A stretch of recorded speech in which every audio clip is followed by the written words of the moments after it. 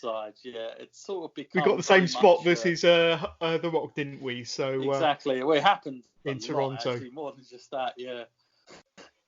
And this spot in particular, he loved doing that, didn't he? That whole strength of power. Yeah. The fans absolutely. I mean, that's the thing though. If it works and gets the same reactions, then why are you not going to do it? I know people might say, "Oh, we've done the same thing as The Rock," but like the fans were still for Hogan for whatever reason. The loyalty was very much there with him. I think he could have come out and had a really bad match, and still fans would have cheered this same stuff. Yeah, but I mean, Hogan was always a very minimal wrestler anyway, wasn't he? Really, he wasn't. He wasn't renowned for having, a textbook full of moves. But what he did, he made it mean something. Yeah. So whether it was just a shove, or whether it was a big boot, or whether it's a punch, it meant something because of the kind of the emotion and the feeling that went into everything he did. So he'll never be credited as a technical wizard, but certainly what he did, he kind of made count and made it mean something. Absolutely. Yes, this SummerSlam was the 21st of August 2005 in Washington, the MCI Center at the time for anybody interested. So I remember Batista getting a massive pop when he came out in front of his home audience. They didn't often do lots of shows at Washington around this time for some reason. This wasn't something that where they go through half the time, so this was quite a big deal. There we go. So that's probably the first big oversell of Shawn Michaels. Yeah. There was the big body check off the ropes, and Michaels takes a couple of tumbles backwards through the ropes and down onto the canvas. So I think that was the first glimpse of what we might see for the rest of the match in terms of the selling, which I think is the big kind of historical noteworthy talking point coming out of this match, isn't it?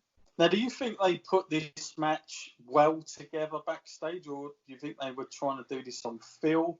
I would imagine they planned most of this out, but what about you? Yeah, I'm of the same mindset, really. They probably did kind of talk about it and plan it through with agents backstage. But, they are old school pros. They don't necessarily need to be guided through a match by a producer or an agent backstage. They could talk their way through a match. But I think if they're looking to get from A to B in terms of a storyline, they probably were produced on this one. Yeah. One thing I'll say about this, and I don't know what it is, it might just be the geek side of me and nerd side as I often sounds on my podcast, but here we go, is another crazy self. It's almost like Shawn had to stop himself there and remember what was coming next. It's like a trampoline, isn't it? Here we go, he gets straddled on the top rope. Yeah. But yeah, my nerdy self, to have two icons from just different generations, it was so. So I remember watching this live, but I was so sort of intrigued by it just because they've never like the way they were building this as two generations. As we see him bounce off the but I just love the whole idea of that. Finally they get together, and there were very few times these matches were available. Like to have two different generations against each other at this sort of mecca of time. Yeah. But this is one of them. I'm kind of glad it happened, even though I know there's a lot of debate after it to come. But I am glad it was one of the matches that took place. Yeah, no, I totally agree, and I think it's one of those matches similar to the Hogan Flair series that we spoke about a month or so ago, where we'd always be asking ourselves, why didn't it happen? When should it have happened? But at least it did happen for us to talk about on quite a big stage. So and Shawn Michaels is just doing tipsy poles and roly polies, and he's just all over the place here. Roly-poly, what the hell? Now, I'll be honest with everyone. This is the first time I'm watching this match for probably well over, I want to say about 10 years, I would imagine. Wow. So this is all feeling a bit new to me. But obviously, I've heard all the stuff about the match since. Resonate with me with what people were talking about. Now I know. Yeah. I think even in this opening part, I'm getting to realise what maybe I didn't see back then. But it's funny because when I watched this match, I will be honest, as a spoiler when we talk about this after, I didn't see it as Shawn overselling. at the time. Let's put it that way. So for me, watching it live, I was very much engaged what was going on and sort of buying into what they were doing. I think it's a lot like that with wrestling matches, isn't it? Because when you're watching it, you're in the moment. Yeah. But when you watch it back a second or third time, or when you read other people's opinion of a match, then you kind of think, then you kind of think, well, actually, yes, he did oversell, or yes, this did happen, and you look at things from a different perspective. And I mean, this is probably I saw this back this afternoon just in preparation for today's podcast, but I've probably seen this match quite a few times. But yeah, I mean, looking at it now, you can see that Shawn Michaels he's a different Shawn Michaels in this match to what you would expect around this time of this period of time, this era, because there is something playing on Shawn Michaels' mind during this match and why he does what he does with some of the spots during this match. I think we'll probably both agree after this, John, that I probably prefer, who did Shawn have his best dream match with? Would it have been Hogan or Rick? I'll probably go with the Ric Flair one. Oh, even 100%. at Rick Easy, that's for sure. But I think it's a kind of respect thing going on there as well. Yes, you've hit the nail on the head. Yeah. Now, I think if you were to ask Shawn Michaels, he would say all day long that he's got all the respect in the world for Hulk Hogan. But and I know we're going to get to things a bit later on, but I don't think there was as much respect for Shawn Michaels as he was letting on, to be honest with you. Towards Hulk Hogan, Hogan, which is probably why he's being more of the late 90s Shawn Michaels than the 2000s Shawn Michaels. So.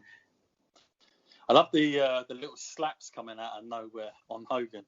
Probably bothered him more than anything else, I would imagine. I mean, another article that I was reading about this match said that he was in discussions before this match regarding the feud and leading into SummerSlam about being the heel and being more of a 90s Shawn Michaels, which is what he's trying to portray here. Now, I don't even think, mid-90s Shawn Michaels was as over the top in his selling as he is now. But then Shawn Michaels, and I think in a Q&A session, said that, well, if you look at characters like Dolph Ziggler, they're overselling and they're bouncing all over the place. Nobody ever kind of says anything to them about overselling, but when I do it, it's big news. But there is a part of me that thinks that Shawn Michaels is overdoing it because of who he's in the ring with, and because because of the dare we say the politics. So there's the announce desk just like literally just got moved. It looked like a piece of cardboard, that announce desk. It's funny because I had totally off subject here, but I was watching an episode of Raw from about '99, the one where they build a special announce desk in front of Michael Cole and Lawler for Jim Ross and Dr. Death Steve Williams. Right. And, yeah. I don't know if you remember that episode. They literally just building it out there while the whole show's going on. It was quite funny. Literally putting it together. So this is quite an interesting spot in the match because Hogan's just got rammed into one of the posts there, and I think that's kind of the focal point for Shawn Michaels' attack for the remainder of the match. Yeah. Does he do it again? Does he ram his head into the post a second time? You'll see another one here. Yeah. There we go.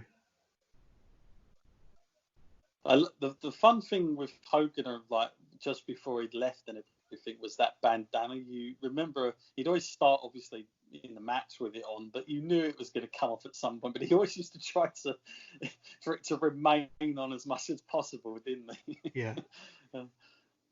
He needed one that could actually stick, I think, by the end.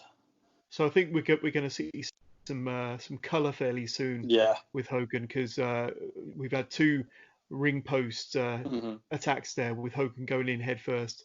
Shawn Michaels is paying close attention with some close fists there to Hogan's head. But Michaels is definitely the aggressor in this part of the match.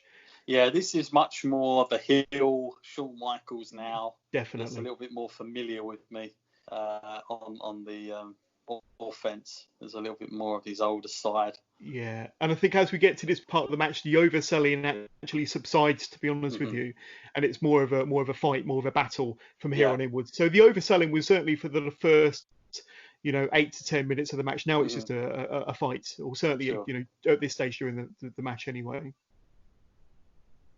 So now I'm trying to remember, John, when you mentioned colour obviously being blood, when blood started to phase out of the WWE, but was it long after all this, or was there still quite a bit of a gap? I mean, I know you weren't familiar with the product around these times, but I can't remember when the complete shut-off was, where, they certainly wouldn't be doing it deliberately anyway.